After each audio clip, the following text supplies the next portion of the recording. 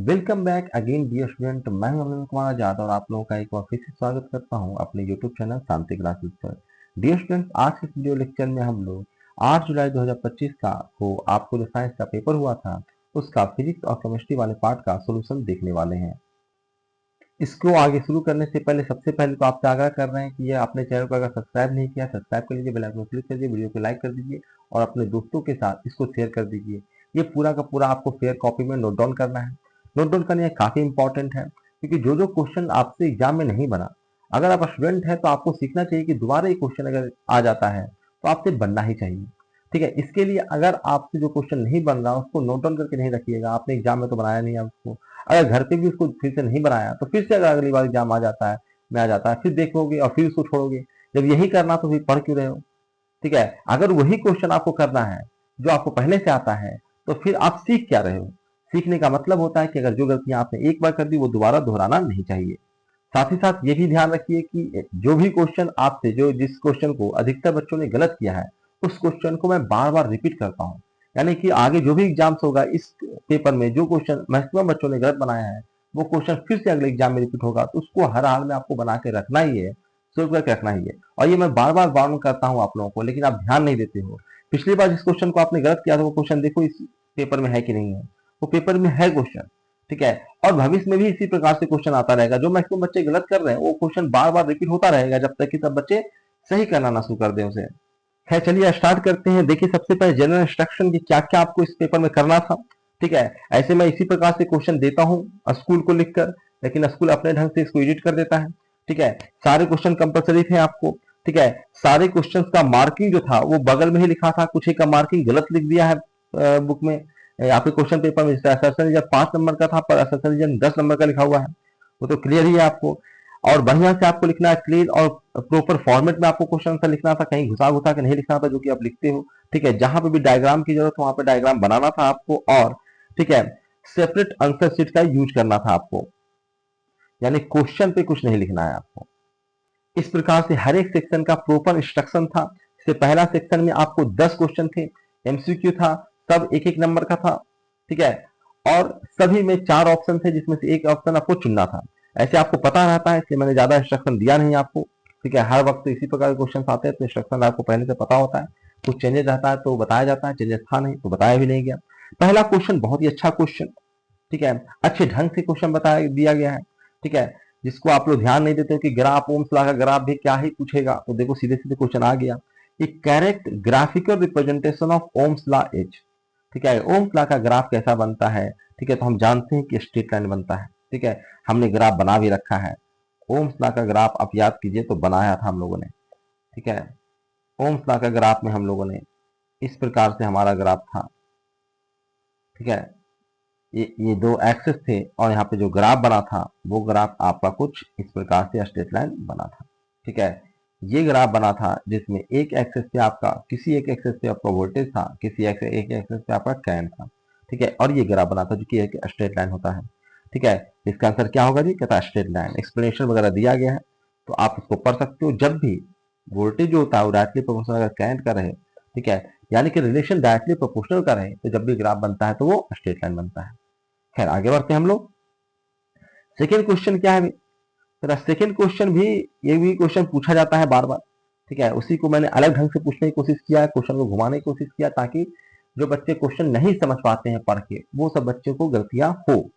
ठीक है, कहा गया कि अगर हम पैरेलल में रेसिस्टेंस जोड़ते जाए resistance are connected in parallel the total resistance will always. ठीक है, आपने थोड़ा सा क्वेश्चन अलग ढंग से लिखा हुआ था, if more resistance are connected in parallel. ठीक है, मोर मतलब हम एक्स्ट्रा ऐड करते जा रहे हैं। ठीक है, the total resistance will always, जितना पैरेलल में रेसिस्टेंस ऐड करते जाओगे इक्विवेलेंट रेसिस्टेंस उतना ही कमता जाएगा। ठीक है, तुम चाहे तो कर लो, जैसे 6 ओम का है, 6 ओम का ढेर सारा रेसिस्टेंस है तो एक अगर 6 ओम का रेसिस्टेंस जोड़ेंगे तो इसका इक्विवेलेंट 6 रहेगा। दो को अगर 6 ओम का रेसिस्टेंस जोड़ दोगे तो उसका इक्विवेलेंट आपका 3 ओम हो जाएगा। 3 को अगर आप 6 ओम का रेसिस्टेंस इस प्रकार से पैरेलल में जोड़ दोगे 6 6 6, ठीक है, इसका आपका 2 ओम हो जाएगा। ठीक है, यानी जितना पैरेलल में आप रेसिस्टेंस जोड़ते जाते हो इक्विवेलेंट रेसिस्टेंस उसका उतना ही कमता जाता है। तो यहाँ आंसर क्या होगा, कहता डिक्रीज करेगा। ठीक है, इसका रीजन भी है, अगर आपको हिलसा से पटना जा रहा है, ठीक है, अगर एक रास्ता रहेगा तो आपका ट्रैफिक ज्यादा होगा। 2 रास्ता रहेगा, ट्रैफिक कुछ और कमेगा। 3 रास्ता रहेगा और कमेगा। जितना ज्यादा रास्ता वाला उतना ज्यादा ट्रैफिक कमता जाएगा।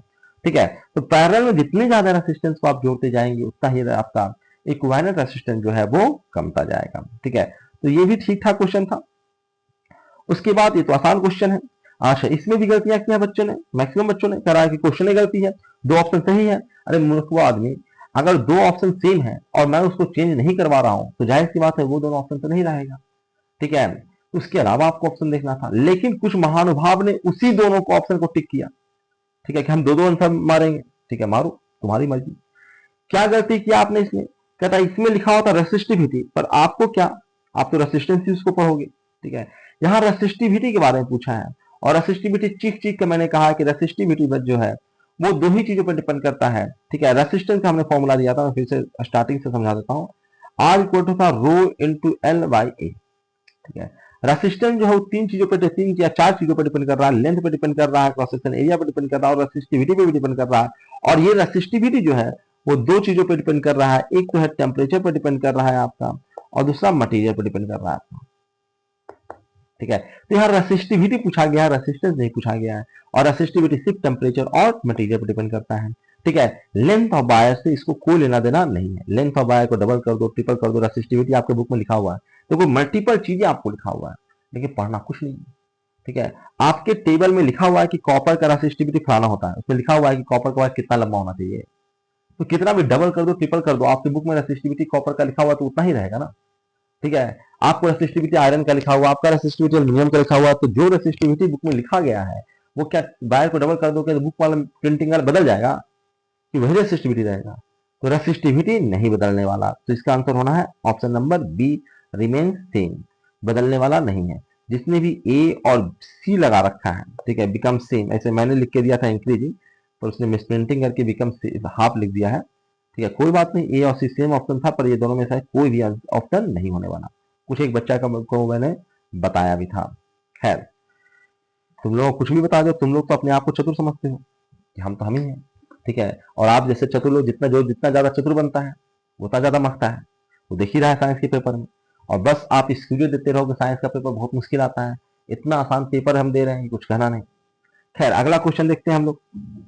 ये भी क्वेश्चन मैं बार बार कह रहा हूँ कि इस तरह से क्वेश्चन एग्जाम में आ रहा है और बच्चे इसमें गलतियां कर रहे हैं बार बार। ठीक है, 2 बल्ब है। ठीक है, दोनों का पावर रेटिंग दिया गया, मैंने चीख चीख के बोला है पावर रेटिंग दिया रहेगा, तो उससे हम सिर्फ और सिर्फ रेसिस्टेंस निकाल सकते हैं, उसके अलावा हम किसी काम में पावर रेटिंग नहीं होता है। ठीक है, पावर रेटिंग देख के मत समझ जाना कि यार ये तो 60 वाट का बल्ब है, ये तो 100 वाट का है, 100 वाट वाला तेज जलेगा, ले आंसर 100 वाट। ठीक है, जैसे बी टिक किया गलत हो गया। ठीक है, ये तो देख ही के दिया गया है, क्योंकि अधिकतर बच्चा बी टिक करेगा, और बी टिक करेगा तो गलत होगा। ठीक है, आप जितना सोचते हो, सोचते क्या हो, आप क्या सोचोगे, ये भी एग्जामिनर क्वेश्चन बनाते वक्त सोच लेता है कि आप कहां पे गलतियां कर सकते हो। ठीक है, अब क्या करना था इसमें, कहता है कि कौन सा बल्ब ज्यादा ग्लो करेगा। ये क्लास में मैंने हिंट दिया था कि ज्यादा ग्लो करेगा मतलब जो ज्यादा हीट जनरेशन करेगा वही ज्यादा ग्लो करेगा। फिलामेंट वाला बल्ब की यहाँ बातें होती है, तो ज्यादा हीट कौन जनरेट करेगा जी? जरा हीट का फॉर्मूला बताइए सर, कि एच इक्वल टू होता है आई स्क्वायर आर टी।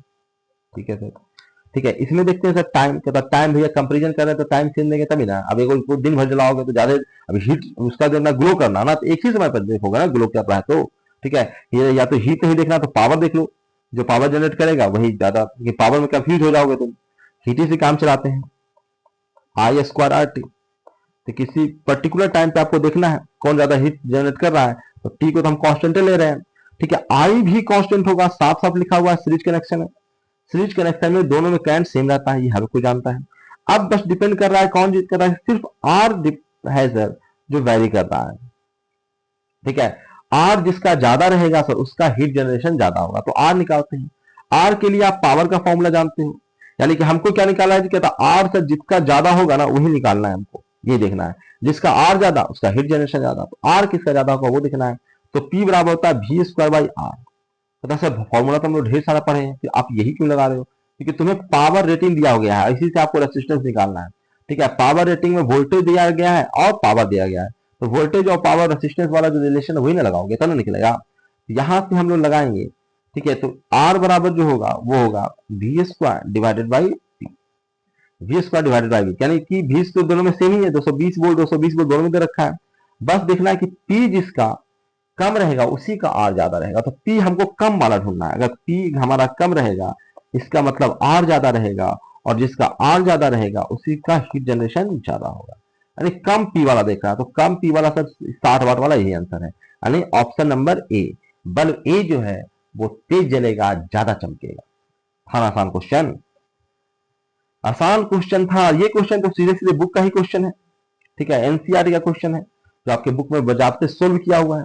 अब सोल्व किया हुआ वो भी ऑब्जेक्टिव में ही सोल्व किया, पर एक पेज में सोल्व किया है। अब एक पेज में ऑब्जेक्टिव कैसे ही बनाओगे तुम, ठीक है, इसलिए क्वेश्चन दिया गया आपको। कहता है दो आइडेंटिकल वायर है, जब सेम क्वेश्चन है आप देख लेना, आपके बुक में दिया हुआ है, एनसीईआरटी का क्वेश्चन है ये, ठीक है। दो आइडेंटिकल वायर है, तो आइडेंटिकल है तो दोनों का रेसिस्टेंस सेम होगा, तो हम लोग दोनों का रेसिस्टेंस आर और आर मान लेते हैं, ठीक है। कर एक को हम सीरीज में एक बार लगाएंगे उसी को, और दूसरी बार उसी को पैरेलल में लगाएंगे, लगाओ जैसे मन करो वैसे लगाओ, कोई दिक्कत नहीं हमको। कह दोनों में जो हीट जनरेशन होगा उसका आपको रेशियो निकालना है, ठीक है, निकाल लेंगे। पहले लगाओ तो सही। कहता एक बार हमने इसको जो लगाया इस प्रकार से पैरेलल लगा दिया आर और आर, तो इसका इक्विवेलेंट जो आया है इसको हम आर एस बोल रहे हैं, एस फॉर सीरीज, तो 2R हो जाएगा इसका इक्विवेलेंट, ठीक है। अगली बार कह रहा है कि दोनों को हम पैरेलल में लगाएंगे, इस प्रकार से पैरेलल लगा दिए, एक को आर और इसको भी आर, ठीक है। तो इसका जो इक्विवेलेंट आएगा इसको हम आरपी बोल रहे हैं, ये होगा R/2। कोई दिक्कत? इसमें कोई दिक्कत नहीं है सर। अब हमको सर हीट जनरेशन निकालना है सर। कहता है हीट जनरेशन का फॉर्मूला बताओ। तो सर हीट जनरेशन का फॉर्मूला ना जो होता है वो होता है I²RT। ऐसे हम लोग को क्या क्या दे रखा है जी, कहता सेम वोल्टेज से हमको अप्लाई करना, तो वोल्टेज वाला फॉर्मूला लगाते हैं। वोल्टेज वाला फॉर्मूला क्या होता है सर? कहता वोल्टेज वाला होता है V²/R × T, V²/R × T। ये होता है भैया जो हीट जनरेशन हमको निकालना है, ठीक है। तो टाइम दोनों को सेम दोगे तब ना, एक है दो तरह का ना है, दो गुना है, H1 और H2 का रेशियो निकालना है। एक में है आपका जब सीरीज में लगाया था तब तो सीरीज वाला रेसिस्टेंस आ जाएगा, और एक जो पैरेलल लगाया था तब पैरेलल वाला रेसिस्टेंस आ जाएगा, ठीक है। अब मैं इसको क्या करता हूं तो कट को टिक करना शुरू करता हूं। तो कहता टाइम दोनों को हम सेम दे रहे हैं, दोनों का वोल्टेज सेम ही है, लिखा हुआ है इस सेम वोल्टेज से कनेक्ट करना है, तो वोल्टेज भी हमने सेम दे दिया। तो बस आया आरपी ऊपर चला गया और आरएस नीचे चला गया। कहता आरपी कितना है सर? कहता आरपी जो है R/2 है, और आरएस कितना है? कहता है 2R है। आर भी निपट गया, और जो 1/2 था उसका नीचे 2 आया तो 1/4 हो गया, ये आया 1:4। ये आपको विजाप्ते बुक में दिया हुआ है, और ये ऑब्जेक्टिव में सोल्व कर सकते थे तुम। तो ऑप्शन नंबर डी यहाँ पे सोल्यूशन क्लियर के दिखाया भी गया है। तो इससे अगर ये जो लिख रहे हैं स्क्रीन पर अगर वो नहीं दिख रहा है आपको तो आप सोल्यूशन पढ़ सकते हो, ठीक है। आगे बढ़ते हैं, ऑब्जेक्टिव क्वेश्चन है, ज्यादा समय लगाएंगे तो वीडियो बड़ा हो जाएगा, ठीक है। अगला क्वेश्चन क्या है? तो बच्चा वाला क्वेश्चन कहता कौन सबसे बेहतर कंडक्टर है इलेक्ट्रिसिटी का? सिल्वर दिया हुआ, तो सिल्वर टिक करने में क्या तकलीफ है? अब इससे भी आसान क्या ही हम पूछ लेंगे, ठीक है। तो हर बच्चों को ध्यान में रख के क्वेश्चन तैयार किया जाता है, ताकि आसान जो कमजोर से कमजोर बच्चा वो भी कोई ना कोई क्वेश्चन बनाए। ये ना कहे कि सर सब तो मुश्किल था, हमसे बन भी नहीं किया, को वो भी बैठा ना रहे। ये भी ठीक ठाक क्वेश्चन था, जैसे क्वेश्चन एग्जाम में आता है। कहता एक कोई एलिमेंट है, उसका एक एटम है हमारे पास, उस एटम में जो प्रोटॉनों की संख्या है वो है 8। नंबर ऑफ प्रोटॉन कितना है जी? कहता 8। कहता हम एक्स की बात कर रहे थे, और एक्स में प्रोटॉन जो है वो 8 है, कोई दिक्कत नहीं। कहता प्रोटॉन जितना होगा उतना ही इलेक्ट्रॉन होगा, कि बिल्कुल सर। अब कहता है कि x2- मतलब कि इसमें 2 गो एक्स्ट्रा इलेक्ट्रॉन दे दिए। पहले से इलेक्ट्रॉन कितना था जी? कहता कि सर पहले से 8 था, 2 गो और दे दिए तो कितना हो गया? कहता 10 गो इलेक्ट्रॉन हो गया। तो आपको इसमें 10 आंसर टिक करना था, ठीक है। पता नहीं आपने क्या टिक किया होगा, ठीक है। ये तो रट्टा मारने वाला क्वेश्चन था, आसान सा क्वेश्चन है रट्टा मारने वाला, ठीक है। क्या आंसर इसमें टिक किया जी? कहता है एम्फोट्रिक ऑक्साइड बताना था आपको। एम्फोट्रिक ऑक्साइड कहता कौन है? कहता Al2O3 जो है वो एम्फोट्रिक है। ये एसिडिक और बेसिक नेचर दोनों दिखाता है। इसका जो सोल्यूशन बनाओगे तो वो दोनों तरह का नेचर दिखाएगा। रेड लिटमस को वो ब्लू भी करेगा, ब्लू लिटमस डालोगे तो उसको रेड भी करेगा, तो दोनों तरह के बिहेवियर दिखाता है, इसलिए इसको हम एम्फोट्रिक ऑक्साइड बोलते हैं। चलिए आगे बढ़ते हैं। रुको, आप एक्सप्लेनेशन नहीं लिख सकते हो तो मैंने एक्सप्लेनेशन भी लिख कर दिया है। ये भी बहुत ही आसान क्वेश्चन, बार बार रिपीट होता है ये क्वेश्चन। कहता है मेटल को अगर हम एसिड से रिएक्शन कराते हैं तो हम जानते हैं कि उसमें हाइड्रोजन गैस रिलीज करता है, ठीक है। तो कौन सा गैस इन्वॉल्व होता है? कहता है हाइड्रोजन गैस।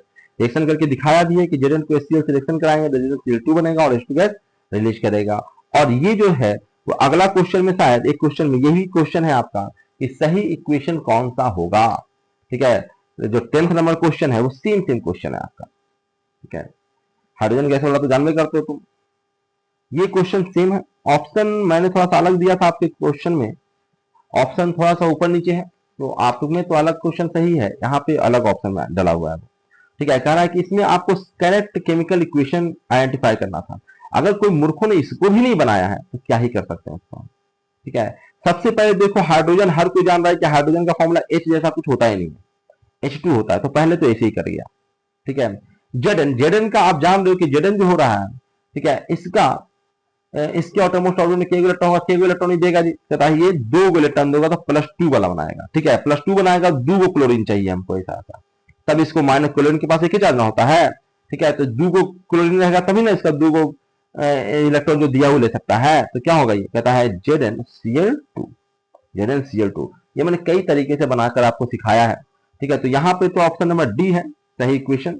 ठीक है, Zn को HCl से रिएक्शन करेगा, ZnCl2 बनेगा और H2 बनेगा, ये बैलेंस भी करना था आपको, तो बैलेंस होगा तो ये इक्वेशन बनेगा। ठीक है, ऑप में शायद ये ऑप्शन नंबर बी में है, आपका जो क्वेश्चन पेपर है उसमें ऑप्शन नंबर बी में ये चीज लिखा हुआ है। ठीक है, वहां पे मिस प्रिंटिंग है, ZnCl में सी को स्मॉल लिख रखा है, ज्यादा स्मॉल नहीं होगा, वहां पे कैपिटल होगा। ठीक है, ये मैंने बजाबते लिख कर दिया था क्वेश्चन में, फिर भी वो लोग प्रिंट करते हैं तो ऐसा ही करते हैं, तो क्या करें, अब उनका मन जो करें वो। उसके बाद असर्शन रीजन है, असर्शन रीजन में भी मिस प्रिंटिंग था, पर मैंने उसको सुधरवाया भी नहीं क्योंकि अंडरस्टूड है। असर्शन रीजन में जानते हैं कि ऑप्शन एकदम सेम रहता है, तो ऑप्शन अब अगली बार से तो ऑप्शन हम देंगे भी नहीं, आपको पता है कि ऑप्शन क्या रहता है। और तुम लोग, मैं बार बार यहाँ वीडियो बनाता हूँ, आपको बताता हूँ कि असर्शन रीजन में ऑप्शन नहीं दिए जाएंगे। ठीक है, आपको ऑप्शन पहले से पता होता है। ठीक है, पहला जो ऑप्शन होता है उसमें होता है कि both assertion and reason are true and reason is the correct explanation of assertion. ठीक है, दूसरा ऑप्शन होता है both assertion and reason are true but reason is not the correct explanation of assertion. ठीक है, नॉट छुटा हुआ था, ये इज नॉट छुटा हुआ था ऑप्शन नंबर बी में। सी में assertion is true but reason is false, और डी में assertion is false and reason is true. जब अंडरस्टूड रहता है, यही फॉर्मेट में आपको ऑप्शन रहते हैं हर बार। ठीक है, तो हो सकता है भविष्य में आपको ऑप्शन भी ना दिया जाए, तब भी आपको बना लेना है इसको। ठीक है, चलिए इसमें थोड़ा सा आपको प्रैक्टिस करवाया गया, अच्छे अच्छे क्वेश्चन देखिए, इसमें एक आध क्वेश्चन ऐसा हो सकता है जिसमें आपको कंफ्यूजन हो जाए। ठीक है, तो उसी के लिए क्वेश्चन दिया ही गया है आपको प्रैक्टिस करने के लिए। क्या है क्वेश्चन, देखिए क्वेश्चन है आपका, देखो ये भी क्वेश्चन में आपको ट्रिक लगा के आपको बेवकूफ बनाने की कोशिश किया गया है। क्वेश्चन है conductor offers resistance to current. ठीक है, एक कंडक्टर जो है वो रेसिस्टेंस ऑफर करता है करंट के रास्ते में। ठीक है, अब कुछ बच्चा ज्यादा चतुर बनेगा, सर कंडक्टर में तो रेसिस्टेंस थोड़ी ना होगा। अरे दुनिया में कोई ऐसा नहीं है जिसमें रेसिस्टेंस ना हो, इलेक्ट्रॉन चलेगा तो उसको थोड़ा ना थोड़ा तकलीफ तो हर जगह होना है। ठीक है, कोई भी ऐसा नहीं है जो उसको रेसिस्टेंस ना ऑफर करे। हाँ, एक आइडियल चीज इमेजिन किया जाता है जिसको हमको बोलते हैं सुपर कंडक्टर। सुपर कंडक्टर जिसका रेसिस्टेंस हम 0 मानते हैं ऐसा। ठीक है, रियलिटी में ऐसा कुछ होता नहीं है, लेकिन हम मानते हैं कि सुपर कंडक्टर जो होता है, सुपर कंडक्टर जिसको हम बना रहे हैं लैब में, ठीक है, जिसका रेसिस्टेंस बहुत कम होता है उसको सुपर कंडक्टर बोल देता है। 0 रेसिस्टेंस कर पाना इतना आसान काम नहीं, लेकिन फिर भी उसका रेसिस्टेंस हम लगभग 0 मान लेते हैं और उसका नाम रखते हैं सुपर कंडक्टर। ठीक है, तो ऐसा कुछ आज तक तुम पढ़े नहीं हो, तो तुम लोगों को ऐसा मानना भी नहीं है कि सुपर कंडक्टर जैसा दुनिया में कुछ होता है। ठीक है, तो जितने भी कंडक्टर हैं वो ऑफर करेंगे रेसिस्टेंस, बिल्कुल सही बात, इसमें कोई तकलीफ नहीं है, कोई संदेह नहीं है इसमें। ठीक है, जो चतुर बना होगा गलती किया होगा। ठीक है, दूसरा कहता है resistance depend on length and cross section area of conductor, बिल्कुल सही बात है। ठीक है, ये भी स्टेटमेंट सही और ये भी स्टेटमेंट सही। ठीक है, रेसिस्टेंस जो होता है वो डिपेंड करता है, फॉर्मूला मैंने अभी भी लिखा था कि length of cross section area पर डिपेंड करता है, बिल्कुल सही। ठीक है, दोनों में रिलेशन है, बिल्कुल नहीं भैया। आप resistance length of cross section पर डिपेंड करेगा क्या इसी कारण से आपका रेसिस्टेंस होता है, तो नहीं।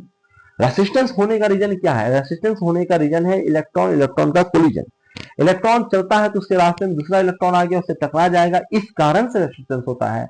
Length of cross section area से रेसिस्टेंस का कोई लेना देना, मतलब लेना देना तो है, संबंध तो है, उस पर डिपेंड तो करता है, पर इसके कारण से होता है क्या, पता नहीं। इसके कारण से नहीं होता, ऑप्शन नंबर बी इसका सही आंसर है। ठीक है, ध्यान रखिएगा, ऑप्शन ए लगाया तो वो गलत होगा, यही आपको समझना रहता है, थोड़ा सा मुश्किल हो जाता है ऑप्शन ए होगा कि ऑप्शन बी होगा, तो ये हर वक्त एक कंफ्यूजन रहता है, ऐसा जब क्वेश्चन मुश्किल कहे जाते हैं। ठीक है, और ये हर जगह आता है, यूपीएससी वगैरह में जाता है, आपके बोर्ड एग्जाम में भी आ चुका है ऐसा क्वेश्चन। तो एकाएक अगर एग्जाम में पैटर्न बदला और आपका क्वेश्चन आने वाला है, तो एक दिन में तो प्रैक्टिस नहीं ना कर लोगे, तो आज से प्रैक्टिस करिए। बाकी कोई एग्जाम पेपर में तो ऐसा रिवीजन में क्वेश्चन आ नहीं रहे हैं, तो कम से कम हम तो आपको प्रैक्टिस करवा रहे हैं। ठीक है, प्रैक्टिस करने के लिए तो स्कूल में आते हो तुम लोग। चलिए हम नेक्स्ट क्वेश्चन की तरफ चलते हैं। क्वेश्चन नंबर 12 कहता अमीटर जो होता है उसको हम सदैव सीरीज में लगाते हैं। कहता बिल्कुल सही बात है भैया, अमीटर को बिल्कुल हम सीरीज में लगाते हैं सदैव। ठीक है, दूसरा कहता अमीटर का रेसिस्टेंस बहुत ही कम होता है, लो होता है। कहता बिल्कुल सही। ठीक है, अमीटर का रेसिस्टेंस कम होता है, पढ़ा है हम लोगों ने। ठीक है, क्या एक्सप्लेनेशन कर रहा है? कहता बिल्कुल नहीं। ठीक है, बिल्कुल नहीं। कहता रेसिस्टेंस कम होगा इसलिए हम सीरीज में लगा देंगे। क्या दुनिया में जितना भी रेसिस्टेंस जितना कम होता है सबको सीरीज में लगा दें? ये कोई तुक बनता है? रेसिस्टेंस कम होगा तो उसको हम सीरीज में लगाएंगे क्या? नहीं। कहता फिर सर हम अमीटर को सीरीज में ही क्यों लगाते हैं, फिर पैरेलल में क्यों नहीं लगा देते हैं? कहता अमीटर को नापना है करंट, और करंट नापने के लिए उससे फ्लो होना चाहिए करंट। अगर उसको पैरेलल में लगा दोगे तो कुछ कम करंट फ्लो हो जाएगा। चलिए समझते हैं इसको। ये रेसिस्टेंस है, ये सर्किट है आपका, ये बैटरी बैटरी है। ठीक है, अब बैटरी इससे कैन जा रहा है और इसी कैन को हमको नापना है। कैन को नापना है तो भैया यहाँ पे अगर आप अमीटर लगा दोगे तभी ना इससे होकर कैन जाएगा तो उसको नापेगा। अब मान लेते हो कि यहाँ पे तुमने नहीं लगाया। ठीक है, यहाँ पे अगर मान लेते हैं कि तुमने इस अमीटर को नहीं लगाया और यहाँ पे ना लगा के तुमने अमीटर को यहाँ लगा दिया, पैरेलल लगा दिया, तो क्या होगा भाई? तो अगर वहां पे अगर आपने अमीटर को लगा दिया तो करंट ऐसे ऐसे जाएगा, कुछ करंट इसमें चला जाएगा और कुछ करंट इसमें चला जाएगा। ठीक है, कुछ करंट इसमें चला जाएगा। तो भैया जो करंट अमीटर मान लेते हैं कि यहाँ पे 3 एम्पियर जा रहा है, इसमें से 2 एम्पियर ऊपर चला गया, 1 एम्पियर ही मान लेते हैं नीचे आ गया, तो एक अभी 2 एम्पियर गया है, तो भाई यहाँ पे 2 एम्पियर ना मेजर कर पाएगा ये। ठीक है, टोटल करंट कितना था? 3 एम्पियर था। ठीक है, उसमें से 2 ही एम्पियर गया। और एक और चीज, यही नहीं, एक और बहुत बड़ा ब्लंडर हो गया। देखो मैं आपको और एक चीज दिखाता, समझाने की कोशिश करता हूँ, समझिए इस बात को। देखिए, कहते हैं यहाँ पे एक रेसिस्टेंस लगा हुआ है, एक बैटरी लगा हुआ है। मान लेते हैं बैटरी जो है वो 10 वोल्ट का है। ठीक है, आपका रेसिस्टेंस जो है वो 5 ओम का है। कहता इससे कैन कितना फ्लो होगा सर? कहता इससे कैन से 2 एम्पियर का कैन फ्लो हो रहा था। ठीक है, ये पहले हो रहा था। ठीक है, अब मैं इसको थोड़ा सा एडिट करता हूँ। कहता एडिट में क्या कर रहा हूँ कि इसमें एक लगा दे रहा हूँ आपका आमीटर। कहता आमीटर का रेसिस्टेंस कितना होता है जी? कहता आमीटर का रेसिस्टेंस होता है 0। कहता जैसे 0 होगा रेसिस्टेंस तो सारा का सारा करंट जो होगा, ठीक है, वो इससे जाएगा। यानी कि अब नेट इक्विवेलेंट रेसिस्टेंस कितना हो गया ये हमको बताइए सबसे पहले। कहता इन दोनों का इक्विवेलेंट रेसिस्टेंस कितना हुआ है, क्योंकि अब करंट बदल गया। अब करंट ये थोड़ा ना चलेगा, अब कितना करंट चलेगा जी? कहता इसका इक्विवेलेंट कितना होगा भाई? तो कहता इक्विवेलेंट आप निकाल लो, ऐसे आपको पता ही है, पर फिर भी इक्विवेलेंट निकाल लीजिए। कहता ऊपर जो है रेसिस्टेंस को मल्टीप्लाई कर देते हैं और नीचे आपका रेसिस्टेंस को जोड़ देते हैं। ठीक है, ऊपर रेसिस्टेंस मल्टीप्लाई होता है, वो 0 है वो 5 है, और नीचे है 0 प्लस 5। ठीक है, 0 प्लस 5 तो कितना होगा? 0/5, यानी कि तो इक्विवेलेंट रेसिस्टेंस कितना हो गया? 0। और रेसिस्टेंस इक्विवेलेंट अगर 0 हो गया है तो अब अगर आप करंट निकालने जाओगे तो करंट इक्वल होता है वोल्टेज बाय रेसिस्टेंस। वोल्टेज तो भैया 110 ही है, और रेसिस्टेंस कितना है? 0 हो गया है ना, तो ये इनफाइनाइट को टच कर गया है। ठीक है, अब इससे जो करंट फ्लो होगा वो कितना फ्लो होगा? कहता है इनफाइनाइट करंट फ्लो होगा। तो क्या बात कर रहे हैं सर, 2 एम्पियर तो 2 एम्पियर ना फ्लो होगा? नहीं, अब 2 एम्पियर नहीं होगा, अब शॉर्ट सर्किट हो गया है, इससे होकर 100% करंट फ्लो होगा। और 100% का मतलब होता है infinite current, infinite current flow होगा। ठीक है, क्योंकि आपका जो अमीटर होता है, पहले ही तुम जान रहे हो, कह रहे हो कि जो अमीटर होता है उसका रेजिस्टेंस कम होता है, तो मैंने कम कितना मान लिया? 0 मान लिया। आइडियल अमीटर है, फिर रेजिस्टेंस 0 हो जाएगा। 0 की कंडीशन में आपका करंट कितना फ्लो हो गया? 100। यानी हर वक्त यहाँ का स्विच जो होगा वो मैक्सिमम पर दिखाता रहेगा। जब भी उसको आप पैरेलल में लगा दिए, अमीटर कभी भी काम ही नहीं करेगा, क्योंकि उसका सुई सदैव कितना बताएगा? इनफाइनाइट, यानी कि मैक्सिमम करंट जितना मैक्सिमम सुई घूम सकता था उतना उसका सुई घूम जाएगा। ठीक है, इसलिए हम इसको हर वक्त जो होता है वो सीरीज में लगाते हैं। पैरेलल लगाने का कोई मतलब ही नहीं बनता है, क्योंकि करंट वो मेजर ही नहीं कर पाएगा, क्योंकि पैरेलल में अगर जैसे लगाएंगे तो उससे इनफाइनाइट करंट फ्लो करेगा हर वक्त। ठीक है, वो एक अलग पाथ में दे देता है, तो अलग पाथ दे देगा तो सारा करंट उसी से होकर चला जाएगा। ठीक है, तो इनफाइनाइट शॉर्ट सर्किट कितना हो गया? तो इनफाइनाइट करंट फ्लो होने लगेगा, आपको शॉर्ट सर्किट होने हो जाएगा, आपका ये अमीटर भी खराब हो सकता है, आपका वायर भी गर्म हो सकता है, क्योंकि इनफाइनाइट करंट फ्लो हो रहा है तो हीट भी जनरेट इनफाइनाइट होगा। H इक्वल टू क्या होता है? I² ना। ठीक है, तो करंट अगर इनफाइनाइट करोगे तो हीट जनरेशन कितना होगा? कहता है इनफाइनाइट हीट जनरेशन होगा। इनफाइनाइट अगर हीट जनरेशन होगा तो भैया वायर भी गर्म होगा, ढेर सारा, तुरंत तुरंत वायर भी जल जाएगा। यहाँ सारा सर्किट, सारा व्यवस्था आपका खराब हो जाना है अगर तुमने अमीटर को किसमें जोड़ दिया, पैरेलल में जोड़ दिया तो। ठीक है, तो उल्टा पुल्टा मत कर देना, पैरेलल में मत जोड़ देना कभी। ठीक है, आगे बढ़े। तो यहाँ जो है वो सही आंसर क्या होगा जी, कहता है कि सही आंसर जो है वो बी आंसर जो है वो सही आंसर है। ठीक है, अमीटर जो है उस सीरीज में लगता है, ये भी सही बात, और लो रेसिस्टेंस होता है वो भी सही बात। पर लो रेसिस्टेंस के कारण हम सीरीज में नहीं जोड़ते हैं, सीरीज में जोड़ने का अलग ही कारण है। और सीरीज में जोड़ने का अलग कारण क्या है भाई, सीरीज में अलग जोड़ने का सर ये कारण है कि ताकि उससे जो करंट फ्लो हो रहा है, जो भी सर्किट में करंट फ्लो हो रहा है वही करंट को मेजर करे। जैसे ही आपने उसको ब्रांच में जोड़ दिया तो उससे इनफाइनाइट करंट फ्लो होना शुरू कर देगा। चलिए आगे बढ़ते हैं हम लोग।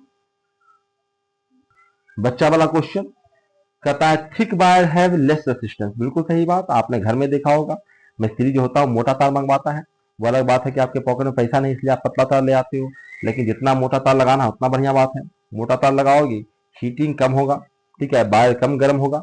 मोटा तार ही की कॉपर ज्यादा रहेगा तो महंगा पड़ेगा, लेकिन जो मोटा वायर होता है उसमें हीटिंग कम होता है, इसीलिए उसका रेसिस्टेंस भी कम होता है, इसलिए हीटिंग कम होता है, इसलिए हम उसको इस्तेमाल ज्यादा करते हैं। तो मोटा वायर का रेसिस्टेंस कम होता है, लॉसेस कम होगा। ठीक है, अब कहता है जो रेसिस्टेंस होता है वो universally proportional cross section area का, कि बिल्कुल हम जानते हैं कि आर इक्वल टू होता है रो इंटू एल बाई ए, यानी कि जो आर है वो यूनिवर्सली प्रोपोर्शनल है किसका जी, कहता है क्रॉस सेक्शन एरिया का। ये भी सही बात। कहता है क्या एक्सप्लेनेशन है, कि बिल्कुल एक्सप्लेनेशन है। ठीक है, universally proportional cross section area का है, तभी ना इसका रेसिस्टेंस कम हो जा रहा है। जैसे हम क्रॉस सेक्शन एरिया बढ़ाएंगे, मोटा करेंगे, इसका रेसिस्टेंस क्या हो जाएगा, कम जाएगा। यहाँ पे ऑप्शन नंबर ए जो है वो सही ऑप्शन है। अगला ये भी क्वेश्चन बहुत ही स्टैंडर्ड क्वेश्चन है, बार बार एग्जाम में आता है, इसमें भी गलतियां नहीं होना चाहिए। हम जानते हैं कि सोडियम को हम लोग केरोसिन में डाल के रखते हैं। ठीक है, तथा क्यों डाल के रखते हैं सर, क्योंकि सोडियम जो होता है ना सर वो बहुत ज्यादा हाई रिएक्टिव होता है, वायलेंटली रिएक्ट करता है एयर और वाटर से। एयर से रिएक्शन के तुरंत इसका ऑक्साइड बन जाएगा और वाटर के साथ रिएक्शन का तुरंत इसका हाइड्रोक्साइड बन जाएगा। ना तो इसको वाटर में रख सकते हैं, ना ही एयर में निकाल के रख सकते हैं, इसको रखना पड़ता है हमको केरोसिन में। तो ये सही रीजन भी है।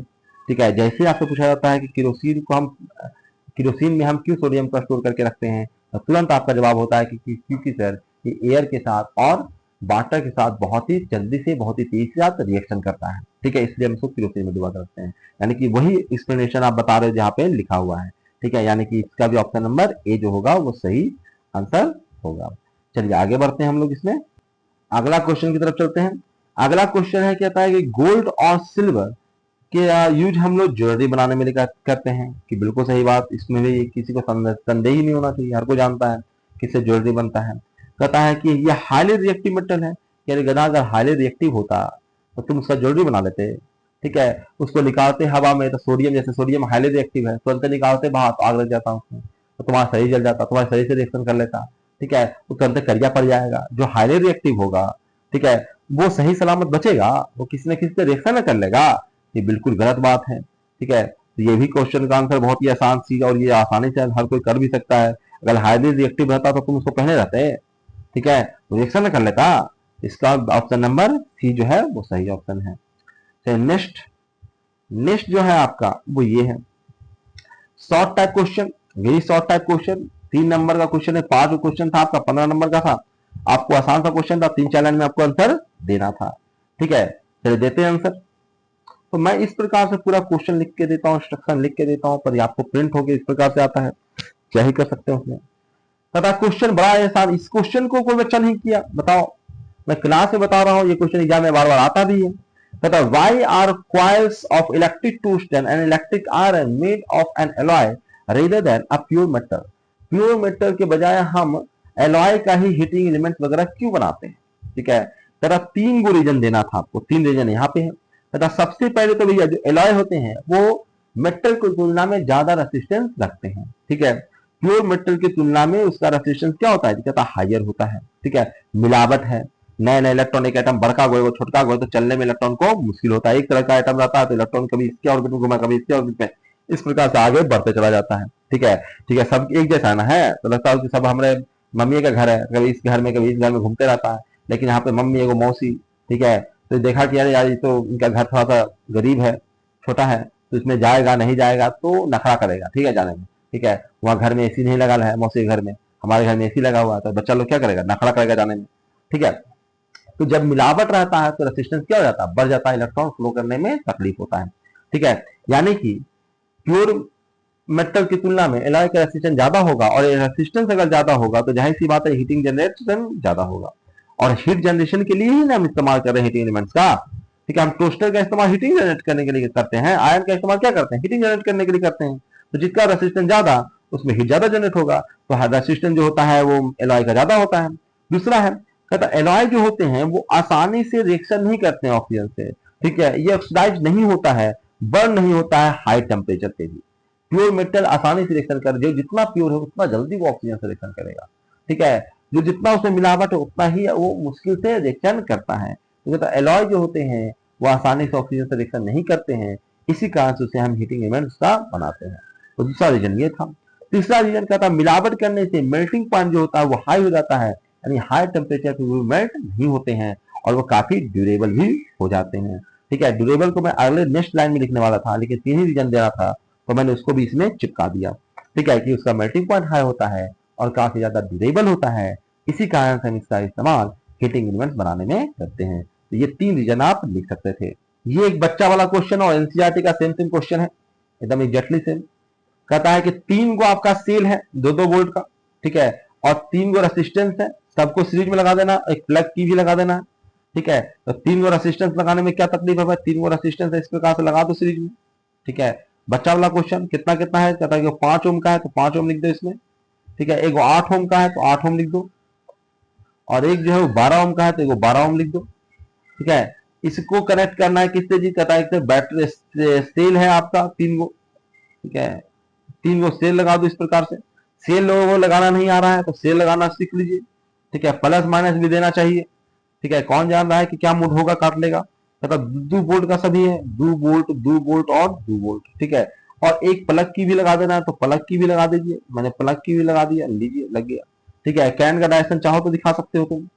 ठीक है, कैन का डायरेक्शन भी दिखा दिया, तो इस प्रकार से आपका सर्किट बन के तैयार हो गया है। ऐसे भी तुमने सर्किट को क्लोज कर दिया है तो आपको कैन का डायरेक्शन दिखाना ही चाहिए। चलिए आगे बढ़ते हैं। तो आसान सा क्वेश्चन था, फ्री का 3 नंबर। ये क्वेश्चन बच्चा लोग पढ़ के समझ नहीं पा रहा है, और जो क्वेश्चन पढ़ के आपके समझ में नहीं आ रहा है वो अच्छा क्वेश्चन। क्वेश्चन तो भैया आसानी देना है, लेकिन क्वेश्चन को उसका लैंग्वेज इस प्रकार से रखना है कि बच्चा आसानी समझ ही नहीं पाए कि उससे पूछा क्या जा रहा है, पूछा कुछ क्या बताया कुछ। ठीक है, कितना बढ़िया से कह रहा है कि on the basis of following reaction को देखिए बढ़िया से। ठीक है, indicates which is the most reactive and which is less reactive metal. ठीक है, कौन जो है वो ज्यादा रिएक्टिव है और कौन जो है वो कम रिएक्टिव है, ये आपको बताना है आपको। ऊपर से इतना आसान क्वेश्चन था, इतना आसान क्वेश्चन था कि पूछो मत।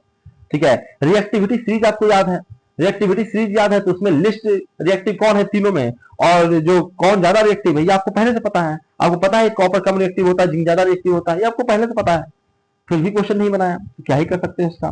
खैर आपको देख के बनाना था, जिसको नहीं भी याद है वो भी क्वेश्चन को बना सकता था। ऐसे आखिरी क्वेश्चन जो था, ठीक है, सब्जेक्टिव वाला 5 नंबर वाला जो क्वेश्चन था उसमें भी 10 जो रिएक्टिव मेटल का नाम लिखना ही था, तो वहां पे भी तुम लिखे होगे तो उससे भी क्वेश्चन बन जाता। क्या फ्री का नंबर। ठीक है, देखिए क्या कह रहा है, कहता है कि इसमें आपको देखना है कि कौन ज्यादा रिएक्टिव है, और रिएक्शन देख के आपको पता लगाना है। ठीक है, तो रिएक्शन देख के पता लगाते हैं।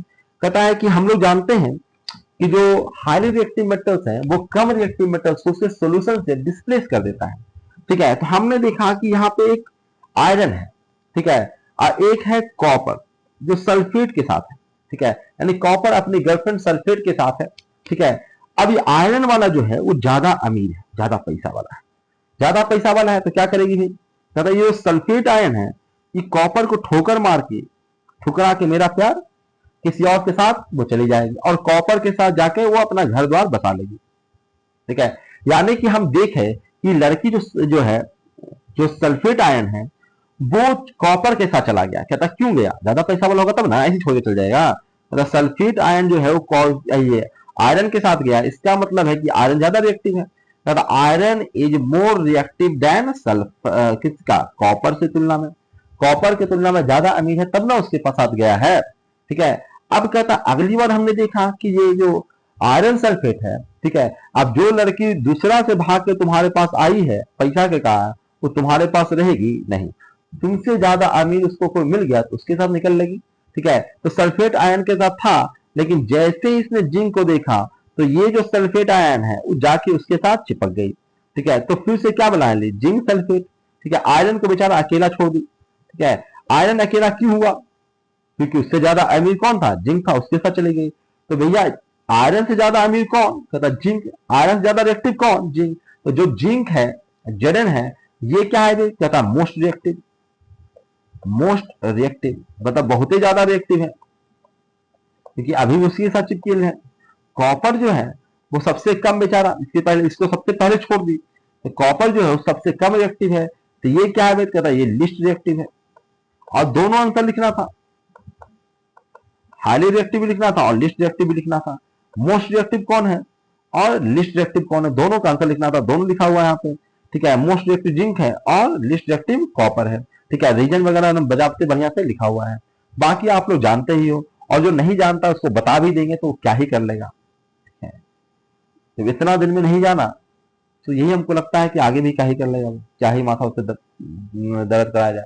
ठीक है, चलिए अगला क्वेश्चन, ये अगला क्वेश्चन 19 नंबर क्वेश्चन, इसको देखते हैं हम लोग जरा। इसमें क्या है, कहता है इसमें है कि when chlorine gas is passes through aqueous solution of sodium bromide a chemical reaction take place. बिल्कुल अच्छा है, तो बजावते समझाया गया केमिकल रिएक्शन होता है। कहता केमिकल रिएक्शन क्या होगा, कहता है कि आप क्लोरीन को आप सोडियम ब्रोमाइड से रिएक्शन कराएंगे, ये भी डिस्प्लेसमेंट रिएक्शन ही है। ठीक है, क्लोरीन को अगर आप रिएक्शन कराएंगे सोडियम ब्रोमाइड से, ठीक है, तो हम जानते हैं कि यहाँ पे भी देखो, जरूरी नहीं है कि लड़की ही धोखेबाज होती है, लड़का भी वैसा ही होता है। ठीक है, जैसे क्या हुआ कि भाई ये देखिए क्लोरीन, ठीक है, कि क्लोरीन ज्यादा सुंदर है, ब्रोमीन थोड़ा है कम सुंदर है, तो इसके साथ छोड़ के किसके साथ हो लिया, क्लोरीन के साथ हो लिया, तो क्या बनाया, द सोडियम क्लोराइड। ठीक है, NaCl ज्यादा स्टेबल, बढ़िया से घर बसा। अब ब्रोमीन को बेचारा अकेले छोड़ दिया, बेचारा सुंदर नहीं थी, इसको छोड़ दिया। ठीक है, तो क्या किया भाई, तो कहता है कि इसको भगा के ले गई। ठीक है, क्लोरीन जो थी वो सोडियम को भगा के ले गई, कहता क्यों, क्योंकि ज्यादा सुंदर थी। ठीक है, ज्यादा सुंदर मतलब ज्यादा रिएक्टिव था। ठीक है, कहते इसको चाहो तो तुम बैलेंस करना चाहो तो बैलेंस भी कर सकते हो। बैलेंस करने के लिए देख रहे हैं कि ब्रोमीन यहाँ पे 2 होते हैं, यहाँ पे 2 लगा दो, सोडियम 2 हो गया तो यहाँ पे 2 लगा दो, क्लोरीन भी बैलेंस हो गया तो 2 दोनों तरफ, इस प्रकार से बैलेंस भी हो गया है। तो आपने देखा कि क्लोरीन जो है, ठीक है, हाईली रिएक्टिव है, ब्रोमीन से ज्यादा रिएक्टिव है, ब्रोमीन से ज्यादा सुंदर है, इसलिए उसने सोडियम के साथ जाके अपना घर द्वार बसा लिया और ब्रोमीन को भगा दिया। ठीक है, बना सोडियम क्लोराइड और ब्रोमीन गैस। तो सबसे पहला क्वेश्चन यही पूछा गया कि which compound are formed in this reaction, तेरा सोडियम क्लोराइड बनेगा और ब्रोमीन गैस बनेगा। ठीक है, उसके बाद कहता है कि भैया आप हमको रिएक्शन ही बताइए। कहता है रिएक्शन तो हमने आपको लिख के दिखाया है कि आपका ये रिएक्शन है, क्लोरीन जो है वो सोडियम ब्रोमाइड से रिएक्शन करेगा तो सोडियम क्लोराइड और ब्रोमीन गैस बनाएगा। इस प्रकार से आप इसको लिख सकते थे। तो केमिकल रिएक्शन भी लिखना था और बैलेंस केमिकल रिएक्शन लिखना था, 3 नंबर का क्वेश्चन था। ठीक है, तो आप इस प्रकार से इसको बना सकते थे। अब इस क्वेश्चन को भी पढ़ के लोगों को समझ में नहीं आ रहा है क्या करना है। साफ साफ लिखा है कि observe the following chemical following characteristics of metal. ठीक है, मेटल के फॉलोइंग कैरेक्टरिस्टिक्स को अच्छे से देखिए। तो देखने के लिए कह रहा था, तुमको देखने में क्या तकलीफ हो रहा है, देख लिए क्या है। दे आर सोनरस, जितने भी मेटल होते हैं सोनरस होते हैं, बहुत अच्छा बात। ठीक है, दे आर मिलायबल, सभी के सभी मिलायबल होते हैं, कोई तकलीफ नहीं। They are good conductor of heat, भैया देख लिया, अब बताओ क्या करना है।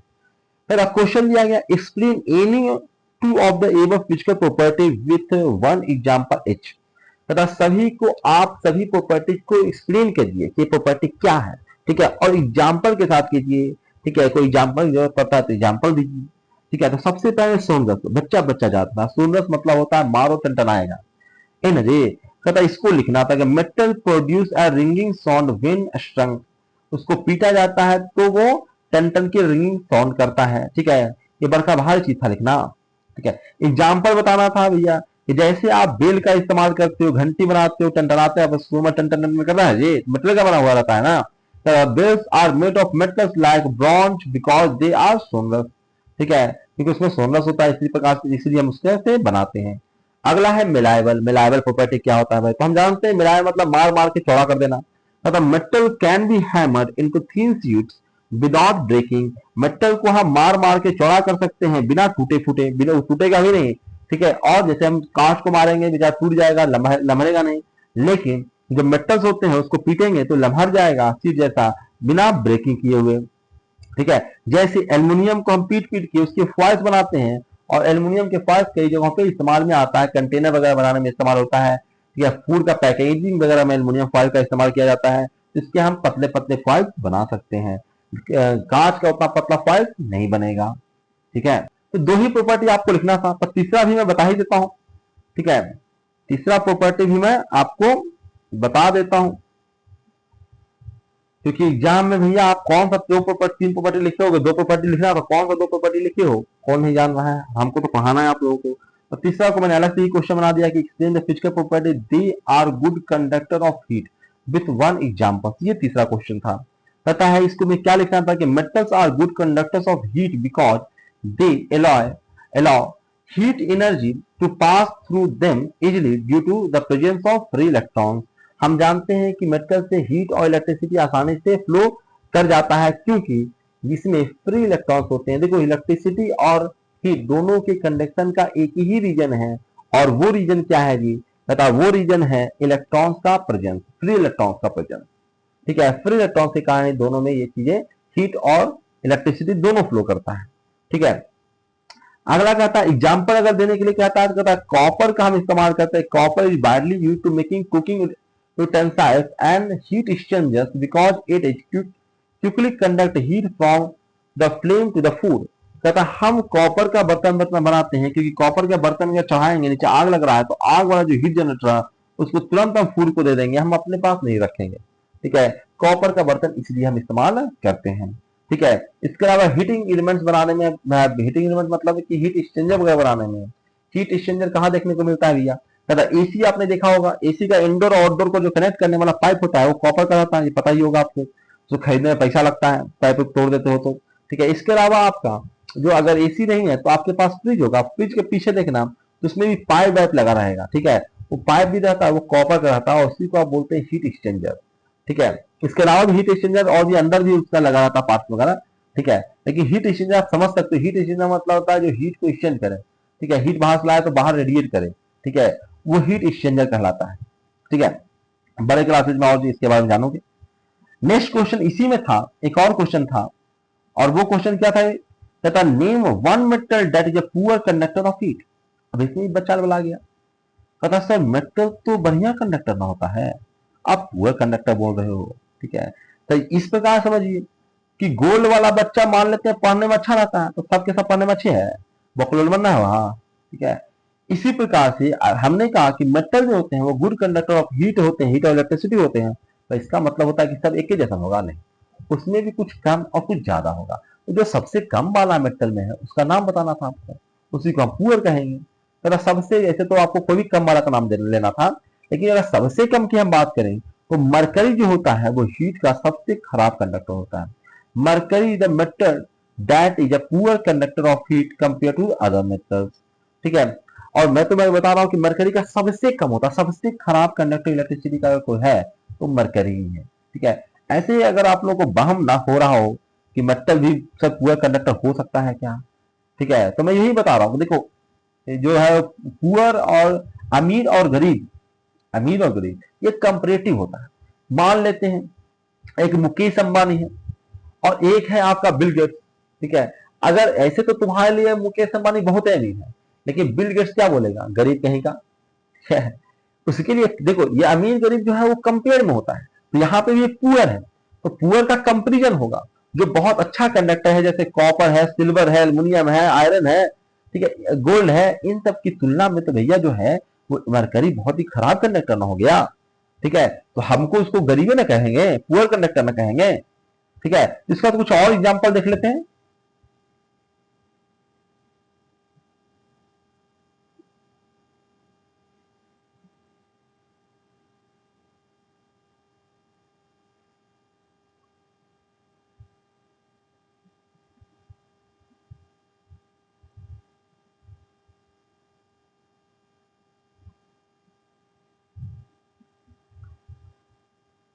ऐसे लिखना उतना ही था, लेकिन हम लोग थोड़ा सा और इंफॉर्मेशन ले लेते हैं कि poor conductor of electricity among metals, metal में भी पुअर कंडक्टर, हीट का तो देख ही लिया, हीट ऑफ इलेक्ट्रिसिटी का लगभग सेम प्रोसेस चलता है, क्योंकि जिसमें भी फ्री इलेक्ट्रॉन्स कब होंगे, वो हीट और इलेक्ट्रिसिटी दोनों का खराब कंडक्टर होगा। ठीक है, दोनों एकदम सेम चलता है। जैसे हम लोग बात कर रहे हैं मरकरी का, तो हमने बताया कि मरकरी का इलेक्ट्रिसिटी हीट का भी सबसे खराब कंडक्टर है। मेटल्स में जितने भी मेटल्स है उसमें अगर सबसे खराब कंडक्टर अगर बोलेंगे हीट और इलेक्ट्रिसिटी का, तो वो कौन है, मरकरी है। तथा रीजन क्या है, तथा रीजन इसका सबसे बड़ा है कि ये लिक्विड फॉर्म में पाया जाता है। ठीक है, ये सबसे बड़ा रीजन है कि लिक्विड फॉर्म में पाया जाता है।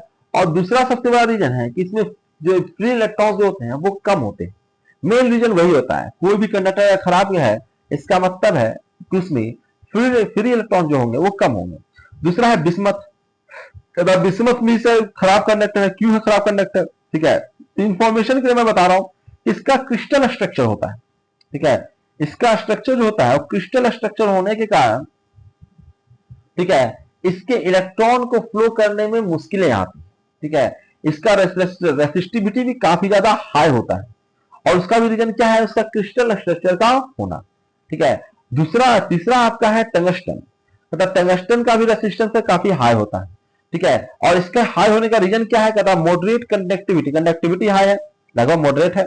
ठीक है, और रेसिस्टिविटी भी इसका जो है वो क्या है जी, कहता रेसिस्टिविटी भी सर इसका ना हाई है। इसके कारण टंगस्टन जो है वो पुअर कंडक्टर होता है इलेक्ट्रिसिटी का। ठीक है, और साथ साथ हीट का भी। कहता मैग्नीज, ठीक है, मैग्नीज में ना फ्री इलेक्ट्रॉन की जो मोबिलिटी है वो बहुत ही खराब है। मोबिलिटी मतलब होता है इलेक्ट्रॉन बढ़िया चल नहीं पा रहा है। ठीक है, थक हार गया है बेचारा। टाइटेनियम है, कहता टाइटेनियम में जो है इसका भी जो लेस एफिशिएंट कंडक्शन पाथ है वो काफी लेस एफिशिएंट है, जिसके कारण इसकी रेसिस्टिविटी भी काफी ज्यादा होती है। ठीक है, लेड अगर पीवी की बात करें तो इसमें हाई रेसिस्टिविटी रीजन है, और सॉफ्ट मेटल का होना, लेड जो होता है सॉफ्ट होता है, तो सॉफ्ट मेटल का होना इसका बहुत बड़ा कमजोरी है, जिसके कारण ये हीट और इलेक्ट्रिसिटी को आसानी से अपने से होकर फ्लो होने नहीं देता है। चलिए आगे बढ़ते हैं। साफ साफ रीजन दिया गया कि आखिर ये जो मेटल्स हैं उसमें ऐसा क्या है जिसके कारण ये पुअर कंडक्टर है। तो कहता है ये मेटल्स में दो रीजन मेन होते हैं, एक होता है फ्री इलेक्ट्रॉन्स का कम होना, और दूसरा होता है मोबिलिटी का कम होना। इलेक्ट्रॉन है पर चल नहीं पा रहा है। ठीक है, उसका भी रीजन हम बाद में पढ़ेंगे, लेकिन दो ही रीजन है, एक मोबिलिटी रीजन है, और दूसरा है इलेक्ट्रॉन्स का कम होना। ठीक है, जैसे हमने बताया कि some have complex crystal structure, मैंने एक बताया था आपको कि बिस्मथ वगैरह की बहुत ही कॉम्प्लेक्स क्रिस्टल स्ट्रक्चर होता है, जिसके कारण उसमें इलेक्ट्रॉन का फ्लो नहीं हो पाता है। ठीक है, दूसरा अदर हैंड बताया मैंने लेड के बारे में कि ये सब लेड जो है इसकी रेसिस्टिविटी जो है बाय नेचर भगवान ने ऐसा बना के भेजा कि रेसिस्टिविटी काफी ज्यादा हाई है। मैंने बताया था कि रेसिस्टिविटी जो है वो टेम्परेचर और मटेरियल पर डिपेंड करता है, तो ये मटेरियल है जिसकी रेसिस्टिविटी काफी ज्यादा हाई है, उसमें हम क्या ही कर लेंगे। ठीक है, भगवान ने जैसा बनाया उसको है वैसा है बेचारा। मतलब आपको याद रखना है कि अगर गुड कंडक्टर की बात करें, मैं मेटल की बात कर रहा हूं, मेटल में गुड कंडक्टर की बात करें, ठीक है, तो गुड कंडक्टर में सबसे अच्छा कंडक्टर सिल्वर, उसके बाद कॉपर। लेकिन यदि हम पुअर कंडक्टर की बात करें, किसमें, मेटल में, नॉन मेटल में नहीं है। नॉन मेटल तो एयर वगैरह सबसे, वैक्यूम वगैरह सबसे अच्छा आपका सबसे खराब कंडक्टर रह जाएगा। ठीक है, लेकिन हम मेटल्स में सबसे खराब कंडक्टर की बात करें तो मरकरी है, बिस्मथ है, लेड है, टाइटेनियम है। ठीक है, ये सब आप याद रखिएगा। चलिए आगे बढ़ते हैं। अगला क्वेश्चन एक मात्र 4 नंबर का क्वेश्चन। ठीक है, अच्छा और आसान सा क्वेश्चन। ठीक है, ये भी क्वेश्चन आपका एनसीईआरटी क्वेश्चन, थोड़ा बहुत मैंने इसमें चेंजेस किया है। क्या है, कहता है कि आपके पास 3 गो 6 ओम का रेसिस्टेंस है, और उसको इस प्रकार से कनेक्ट करना है कि एक बार उसका इक्विवेलेंट 9 ओम आ जाए और दूसरी बार उसका इक्विवेलेंट 2 ओम आ जाए। ठीक है, बहुत ही आसान सा क्वेश्चन था ये। ठीक है, इसमें भी कोई जान नहीं था कि बहुत मुश्किल जैसा कहा जाए इसको। ठीक है, तो कनेक्ट करना शुरू करते हैं। कहता है आपको 9 ओम लाना है। कहता है सर 6 में 3 जोड़ देंगे तो 9 हो जाएगा। कहता 3 जोड़े कैसे, कहता पहले 6 में आपको 6 ओम का रेसिस्टेंस एक है, इसमें 3 ओम जोड़ना है। कहता 3 ओम कैसे होगा सर, कहता अगर हम 6 ओम को पैरेलल में अगर जोड़ देंगे इस प्रकार से 6 ओम और 6 ओम, तो ये अपने आप इसका इक्विवेलेंट कितना हो गया जी, कहता 3 ओम। तो 3 ओम और 6 ओम सीरीज में हो गया, तो आपका इक्विवेलेंट इसका कितना निकल के आया, कहता इसका इक्विवेलेंट ना सर हमारा 9 ओम निकल के आया है। ठीक है, 6 ओम ये वाला और 3 ओम ये वाला। इस प्रकार से हम इसे कर सकते हैं। अगला क्वेश्चन तो बहुत ही आसान, अगला क्वेश्चन तो कहा 2 ओम लाना है। 2 ओम तो बहुत ही आसान, सब पगला दी हमको। ठीक है, ये बहुत ही आसान क्वेश्चन था, एक बच्चा एकदम पागल कर दिया। अब ऐसा गलत है, तो गलत कैसे है, देखिए 3 गो रेसिस्टेंस है भैया, तीनों रेसिस्टेंस ये तो बहुत ही आसान किया था। 6 ओम ये भी 6 ओम, एगो 6 ओम। जानबूझ के क्वेश्चन आसान दिया गया था ताकि जो कमजोरी बच्चे वो भी बना ले। कहता 3 को अगर 6 ओम का रहेगा, इक्विवेलेंट कितना होगा, तो 6 डिवाइडेड बाई 3 कितना है जी, 2। मतलब 2 ओम। हम इसको बार बार 3 बार में काट दे रहे थे, 3 ओम आ जा रहा है। हमने कैसे क्वेश्चन दे दिया भाई, ठीक है, हमको ही पगला दिया। तो इस प्रकार से आप जोड़ सकते थे, यानी कि एक में आंसर इस प्रकार का सर्किट बनाना था, एक में आपको इजी वाला सर्किट बनाना था। आपको तुम चाहो तो कैलकुलेशन करके दिखा सकते थे या फिर सर्किट बना के ही छोड़ सकते थे, कोई दिक्कत नहीं था। ठीक है, ये दो सर्किट आपको बनाना था, दोनों में। ठीक है, या दो नंबर का दोनों था, 4 नंबर आपको मिल जाता। अगला क्वेश्चन 5 नंबर का था। बड़ा सा क्वेश्चन, लॉन्ग ढंग से लिखना था, सारा डायग्राम वगैरह सब कुछ बनाना था, तभी जाकर नंबर मिलता।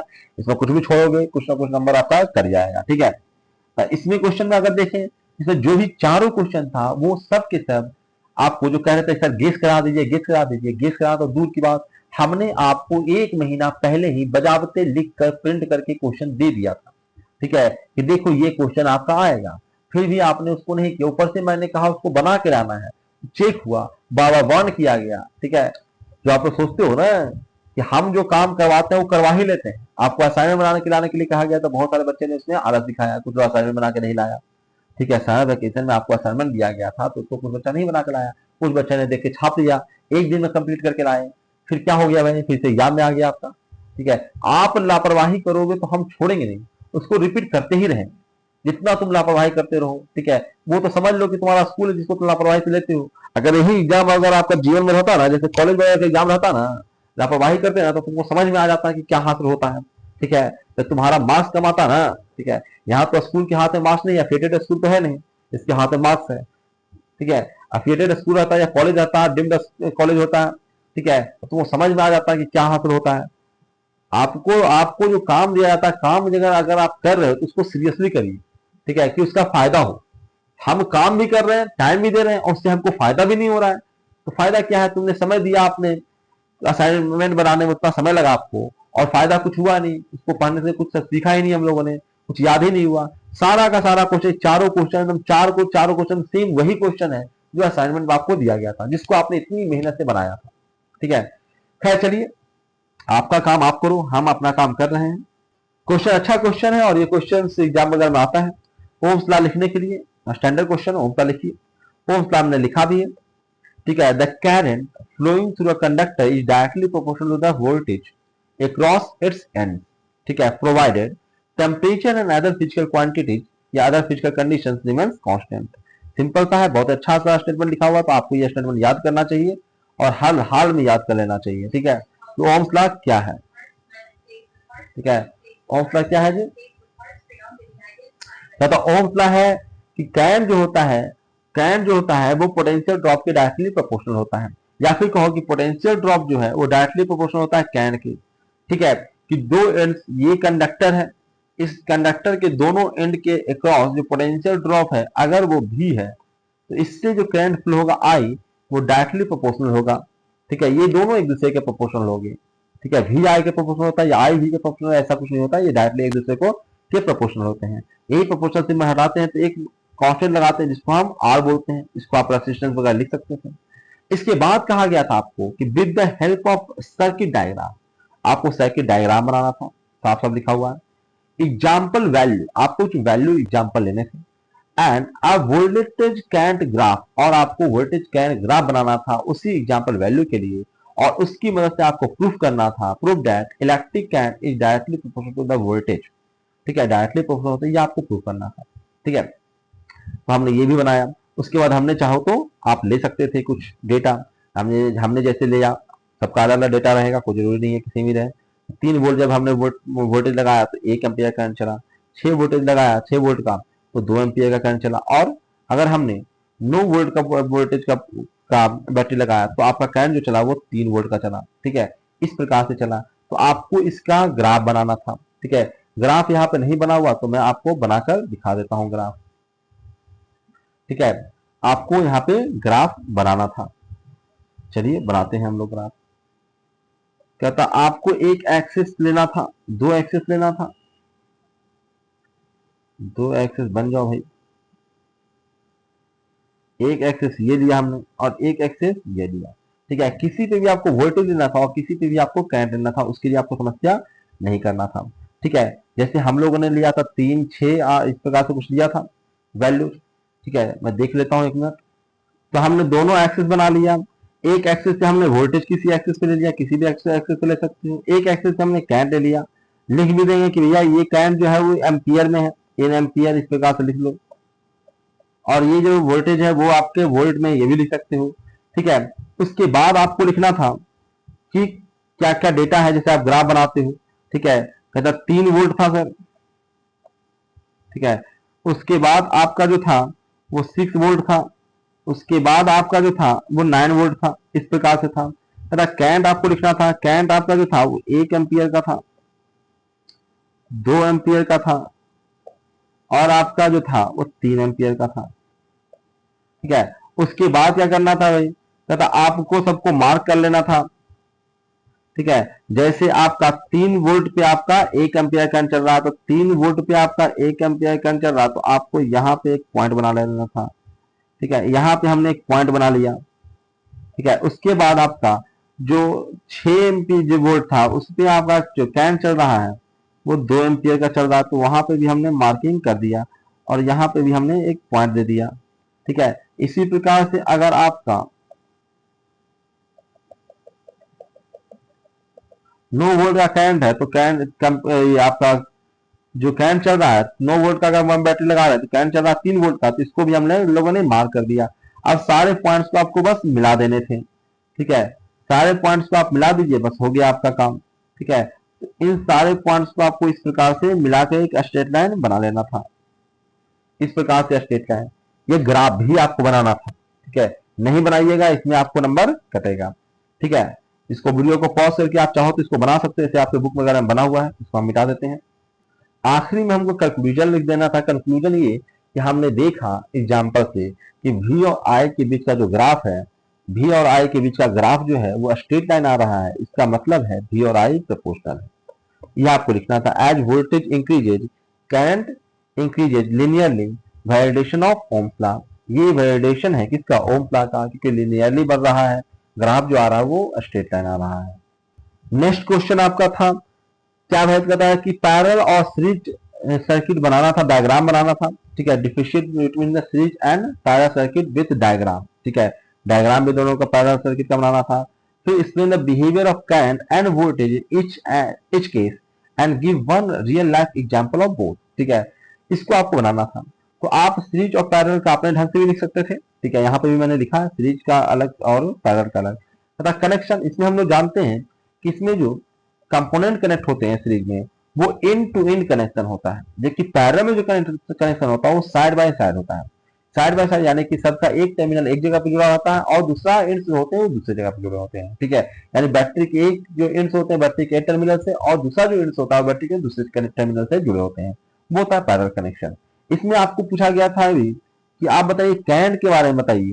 ठीक है, करंट का बिहेवियर बताइए। तो करंट का बिहेवियर हमने बताया कि करंट जो है वो सीरीज कनेक्शन में करंट सब में सेम फ्लो करता है। ठीक है, पैरेलल कनेक्शन में जो करंट होता है वो डिवाइड हो जाता है, जितने भी उसके एलिमेंट्स है उसके अकॉर्डिंग डिवाइड हो जाता है। डायग्राम तो आपको पता ही होगा कि डायग्राम कुछ इस प्रकार से बनता है सीरीज वाला, और पैरेलल वाला कुछ इस प्रकार से बनता है। ठीक है, इस प्रकार से बनता है। तथा सीरीज में इस प्रकार से बनता है, सब में करंट जो होगा वो सेम फ्लो करेगा, और इसमें करंट जो होता है वो बढ़ जाता है, I1 और I2। तुम जानते हो, तो क्लास में डिस्कस करेंगे। ठीक है, अब वोल्टेज जो है, वोल्टेज का क्या होता है, कहता है voltage divide across component. Voltage जो होता है वो कंपोनेंट के अक्रॉस डिवाइड हो जाता है। ठीक है, किस में, कहता है सीरीज में।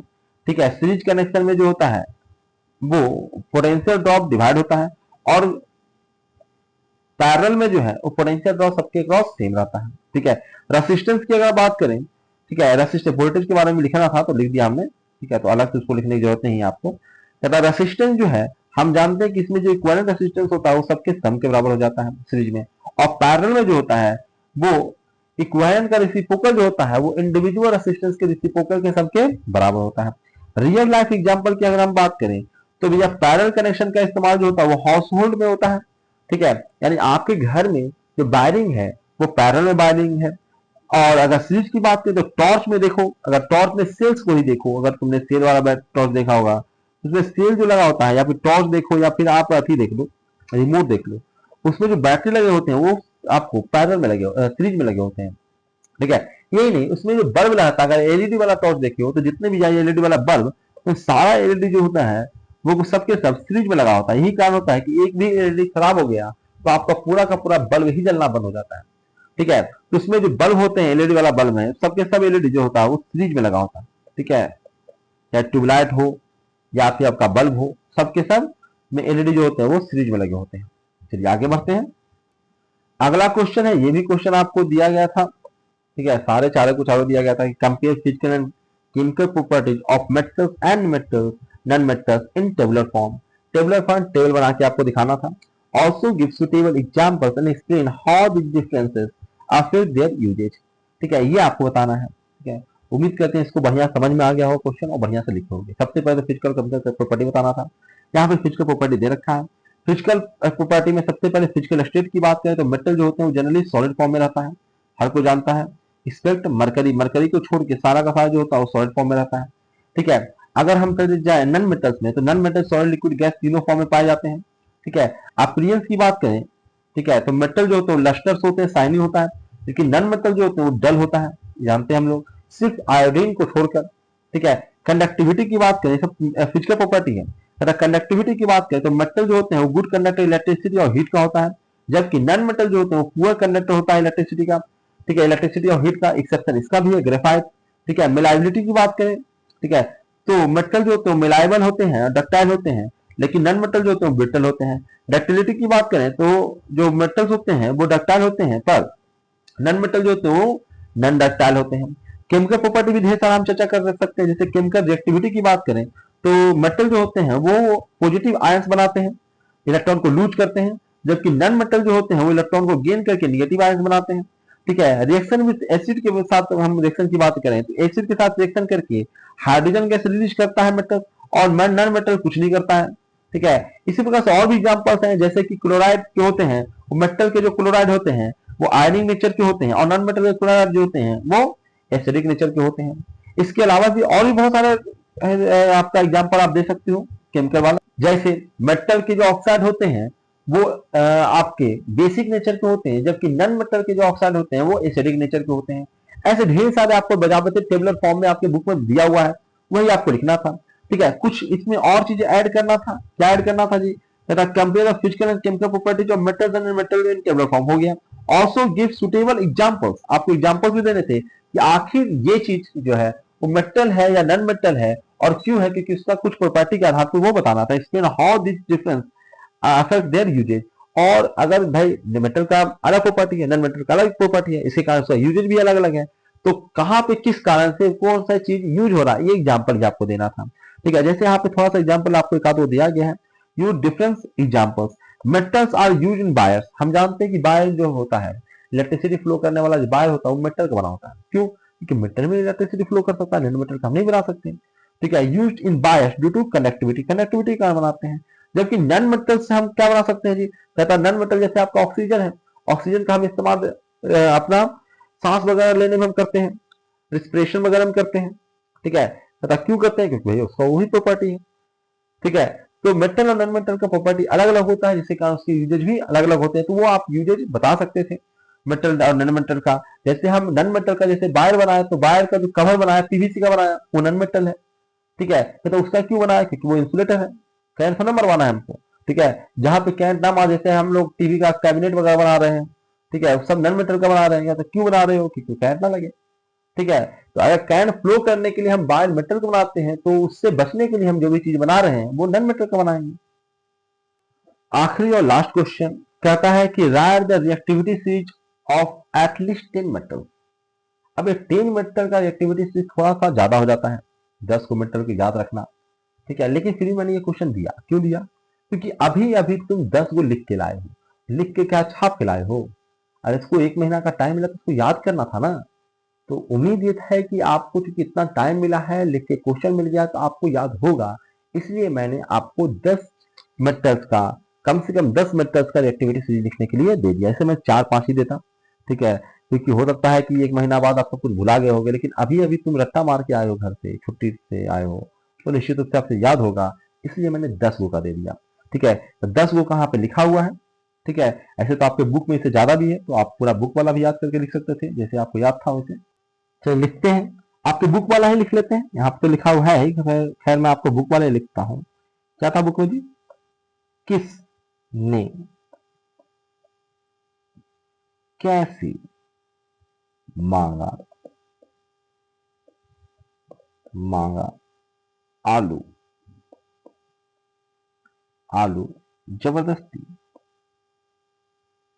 फौजी, सैनिक, पुलिस, सैनिक एसएन, सैनिक, पुलिस, हवलदार। एच नन मेटल है इसलिए मैंने इसको घेर दिया है। हवलदार, चाचा, हिम्मत कर आगे उठे। ठीक है, ये था आपको याद करने का तरीका, मैंने अपना बनाया, आप लोग अपना बनाइए। जरूरी नहीं कि मेरा ही तरीका आप याद करिए। ठीक है, अपना बनाए मतलब मेरा तरीका याद करोगे तो तो ये तो याद करना ही है, तरीका अलग याद करो, ट्रिक अलग याद करो। ठीक है, ट्रिक भुला गया तो ले सब गया। ठीक है, तो 10 चीज करने के बजाय आप अपना तरीका बनाइए, अपना ट्रिक बनाइए और उसे याद रखिए। मैंने तो अपना बनाया था। ठीक है, आपके बुक के लिए अलग बनेगा। ठीक है, एक्टिविटीज के और बुक का रहेगा तो वहां पे एक आध कोई एलिमेंट और ऐड हो गया तो उसके लिए अलग ट्रिक बनाना पड़ेगा आपको। तो यहाँ पे मैंने आपको बताया था तो मैं लिख देता हूँ। ठीक है, किस ने कैसी मांगा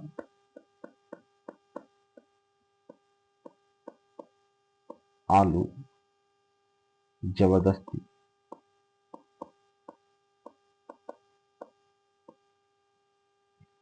फौजी, सैनिक, पुलिस,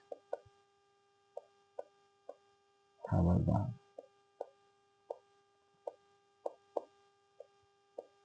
हवलदार, चाचा, हिम्मत कर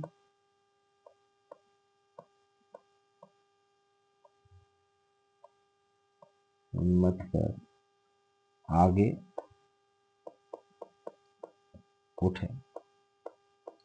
इस प्रकार से आप इसको चाहो तो याद कर सकते हो। ठीक है, आसान सा है ये, आसान सा। और देखो ये ट्रिक मैंने इसलिए बनाया ताकि इसको याद करना, इस ट्रिक को ध्यान में रखना ज्यादा आसान है। किसने कैसे मांगा आलू जबरदस्ती। ठीक है, किसने कैसे मांगा, भैया धमकाते हो ना, किसने हमको से मांग लिया आलू जबरदस्ती, कैसे मांग लिया। ठीक है, फौजी, सैनिक। और देखो इस सीक्वेंस के साथ है, सबसे पहला सबसे बढ़िया फौजी, उसके बाद उसमें सैनिक, उसके बाद पुलिस और उसके बाद हवलदार। ठीक है, फौजी, सैनिक, पुलिस, हवलदार। ठीक है, चाचा जी बोलते हुए हिम्मत करके आगे उठे। चाचा जी जो हिम्मत करके आगे उठे और बोले, क्या बोले? किसने कैसे मांगा आलू जबरदस्ती, फौजी, पुलिस, क्या है वो, फौजी है, पुलिस है, सैनिक है, हवलदार है, क्या है। ठीक है, इस प्रकार से इसको आप याद कर सकते थे। ठीक है, ऊपर वाला ज्यादा रिएक्टिव है और नीचे वाला कम रिएक्टिव है। ठीक है, इस प्रकार से आप इसको याद कर सकते थे। इसको लिखना चाहो तो लिख सकते हो, अपने नोटबुक में नोट डाउन कर लीजिए इसको।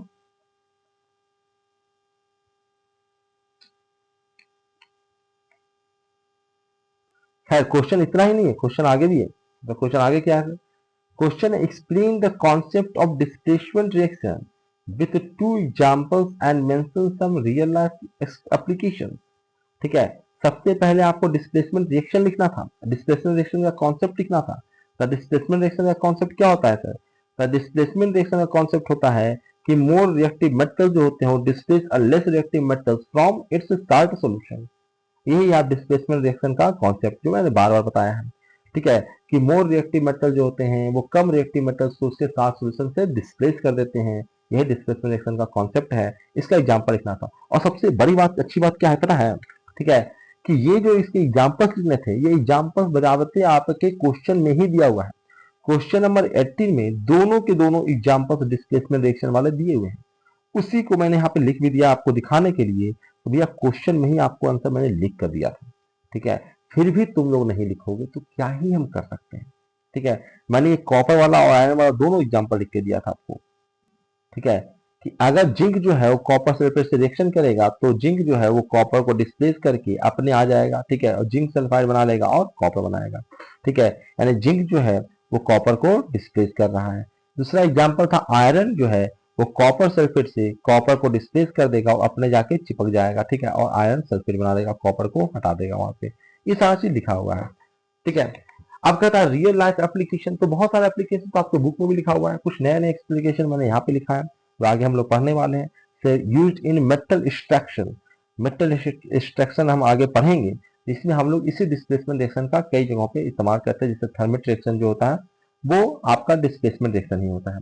इसी प्रकार से गैल्वेनाइजेशन जो होता है, जिनका कोटिंग जो करते हैं, उसमें भी आप लोग डिस्प्लेसमेंट रिएक्शन का ही इस्तेमाल करते हो।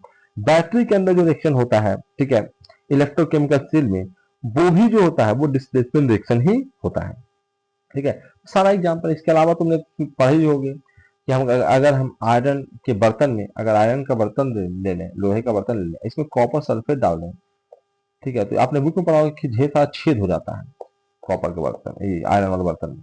क्यों हो रहा है? क्योंकि आयरन जो हो रहा है वो रिएक्शन कर ले रहा है, यहाँ चला जा रहा है, ठीक है, आयरन सल्फेट बना ले रहा है, तो वो आयरन गया कहाँ पे? कहता है वो मेटल जो बर्तन है उसी से ना टूट के गया, तो बर्तन में क्या हो जाएगा? छेद हो जाएगा। तो ये रियल लाइफ एग्जांपल्स है, तो बहुत सारे रियल लाइफ एग्जांपल्स हैं और आपके बुक में दिया हुआ था, तो आप अपने अनुसार लिख सकते थे। मैंने अपना जो नया नया खोज खोज के लाया ताकि थोड़ा सा इन्फॉर्मेशन आपको भी मिले, बाकी तो बुक वाला आप जानते ही हो। तो इस प्रकार से था।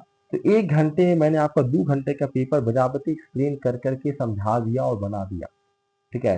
तो उम्मीद करते हैं कि तुम लोग भी बना सकते थे इसको आराम से, ठीक है। तो चलिए इस वीडियो लेक्चर को यहीं समाप्त करते हैं और मैं फिर से आग्रह कर रहा हूँ कि आप चैनल को सब्सक्राइब कर लीजिएगा। चैनल पे लगातार जब भी आपके एग्जाम होंगे तो उसका इस प्रकार से सोल्यूशन तुरंत के तुरंत अपलोड हो जाता है। इसके साथ साथ एमसीक्यू भी पोस्ट होता रहता है, जिसके कारण आप प्रैक्टिस कर सकते हो, ठीक है। और इसको शेयर भी करना है, क्योंकि ये जो है वो क्लास में डिस्कस नहीं होगा। और अगर आप लोगों ने वीडियो देख लिया, समझ लिया, सोचो और इस चीज को मैं क्लास में फिर से डिस्कस करूंगा तो आपका समय बर्बाद होगा। उससे बढ़िया है कि जितने भी क्लास के बच्चे हैं उसको सेंड कर दो, उसको भी कर दो, हाँ देख लो, क्लास में ऐसे सवाल मत पूछना, ठीक है, क्योंकि हम जानते हैं क्लास में जाके हल्ला गुल्ला जरूर करेगा, ये कैसे बनेगा सर, ये नहीं समझ में आया, क्वेश्चन नहीं समझ में आया, बड़ी मुश्किल दे दिए थे सर। इससे आसान में पेपर दे ही नहीं सकता था, सबसे आसान पेपर है ये, ठीक है। इससे आसान पेपर मैं कभी नहीं दूंगा, ये समझ लो, ये सबसे आसान वाला पेपर है, ठीक है। जब 4 क्वेश्चन जगह 5 नंबर वाला यानी 20 नंबर का क्वेश्चन बजाते मैंने आपको लिख के दे दिया, इससे ज्यादा आसान क्या सोचते हो? न्यूमेरिकल भी बहुत ज्यादा इसमें नहीं था, ठीक है। रिएक्शन वाला सिर्फ एक क्वेश्चन था, 19वां नंबर क्वेश्चन, तो और क्या ही आसान खोजती, ठीक है। ऑब्जेक्टिव सारे के सारे आसान, कोई भी मुश्किल यहाँ पे ऑब्जेक्टिव नहीं। इससे आसान क्वेश्चन अगर मुझसे तुम उम्मीद कर रहे हो तो तुम भूल जाओ। इससे आसान क्वेश्चन बोर्ड एग्जाम में भी इससे अब मुश्किल क्वेश्चन आएगा, इससे आसान नहीं आएगा, ठीक है। तो ये आसान पेपर था और आसानी से इसको बना सकते थे आप लोग, आसानी से इसमें अच्छे नंबर ला सकते थे। अच्छे मतलब कि अगर 54 मार्क्स का अगर ये है तो 54 में मैं उम्मीद करता हूँ कि हर बच्चा 50 नंबर तो ला ही सकता है। और 50 नंबर से जिसका फिजिक्स केमिस्ट्री में उससे अगर कम आता है, थ्योरी में, ठीक है, 20 नंबर का और भी है तो आप लोगों का, ठीक है, वो टीचर अपना चेहरा देख देख के बच्चा का देंगे कि जो बच्चा ज्यादा बदमाश उसका नंबर काटना है। तो 20 नंबर तो भैया आपका चेहरा देख देख के जो असाइनमेंट वगैरह दिए हो उससे होगा, अटेंडेंस होगा और वगैरह नहीं, पता नहीं क्या क्या होगा। देखिए जो 54 मार्क्स का आपका ने पेपर दिया है फिजिक्स और केमिस्ट्री का, इसमें 50 नंबर तो हर हाल में हर बच्चे का आना ही चाहिए। और जिसका नहीं आ रहा है वो क्या ही करोगे, ठीक है, उसको पढ़ना ही बेकार है, वो आराम से जाओ सब्जी उब्जी बेचो, झूठ मूठ का समय बर्बाद कर रहे हो तुम लोग, ठीक है, कोई आओ काम धाम करो। वो नंबर क्योंकि कम आ रहा तो लापरवाही से आ रहा है, ठीक है। आप मेहनत करोगे पढ़ोगे तो इतना, ये 50 नंबर से कम नहीं आ सकता है, ठीक है। उसके बाद बस आप लापरवाही कर रहे हो, ठीक है, तो समय की बर्बादी कर रहे हो और समय बहुत कीमती होता है, उस समय बर्बाद ना करो, यही आपसे आग्रह है। इतना ही सजेशन है आपको कि जो भी काम आप करते हो, चाहे आप कुछ भी करते हो, उसको सीरियसली करिए, लापरवाही से नहीं कीजिए। इंजॉय करके, इंटरटेनमेंट जो आप लोग मजाक मस्ती करते हो, इंजॉय करके किया जाता है। काम को बोरिंग ना होने दे, इंजॉय करें, लेकिन इंजॉय करने का मतलब है कि लापरवाही करें। खैर मैं ज्यादा समय बर्बाद नहीं करूंगा, क्योंकि जितना ज्यादा लेक्चर दूंगा समय बर्बादी होगा, तो मैं करना तो वही है जो तुम करोगे, जो तुमको मन करेगा, मेरी तो सुननी नहीं है तुम लोगों को। चलिए इस वीडियो लेक्चर में इतना ही रखते हैं। बहुत बहुत धन्यवाद आप लोगों का, थैंक यू वेरी मच।